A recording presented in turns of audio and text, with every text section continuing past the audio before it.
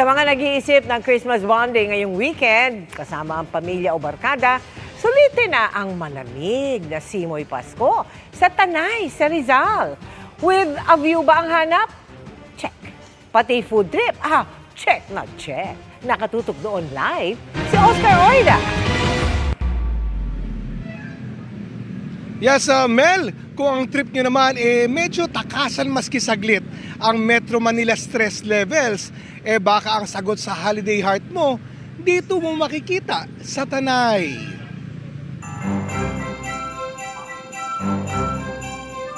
Malamig na simoy Pasko ba? At malinis na pasyalang may Christmas vibes?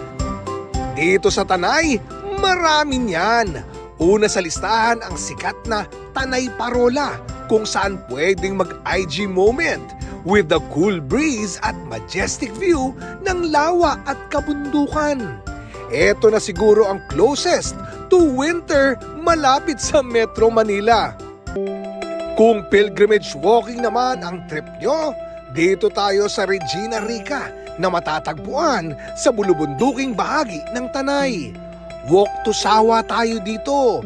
Sa presence yan ng 71-foot statue ni Mama Mary. Perfect sa mga naghahanap ng sandali ng pagninilay at pagdarasal.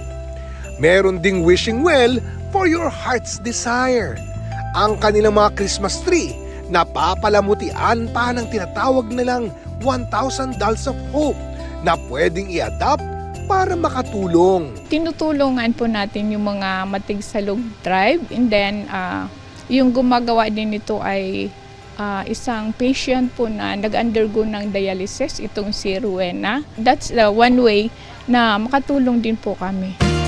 Kung kasama naman ang mga chikiting, huwag kakaligtaan ang Tanay Park Playground. Dito, feel na feel ng mga kids ang Pasko sa dami ng palaruan. Family-friendly na vibes kung saan makakapag-chill din ang iba pang miyembro ng pamilya. At pag nagutom naman, nariyan ang mga food stalls, tampok ang samot-saring pagkain at syempre, may puto bumbong.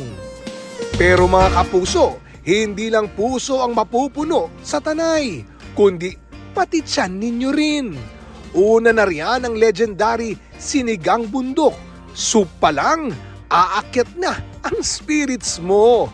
Lalo na kung ang hanap mo maasim pero comforting na pagkain. Tinawag po siya na Sinigang Bundok kasi yung main ingredient niya po is fish. So smoked fish po siya. And then yung mga sahog nun ay kinukuha po nila kung anong available sa backyard nila sa bundok. Must try din ang kanilang sinanglay. Malaking tilapia na niluto sa gata. Malasa, malaman at parang ginawang holiday gift wrapped in flavor. Sa Laguna de Bay po natin or Manila Bay, so yung pong ating mga niluluto na isda ay nagmumula din po doon. Pagkagat naman ng dilim, dinadayo na ang harapan ng munisipyo na napapalamutian ng mga naggagandahang dekorasyon at Christmas lights.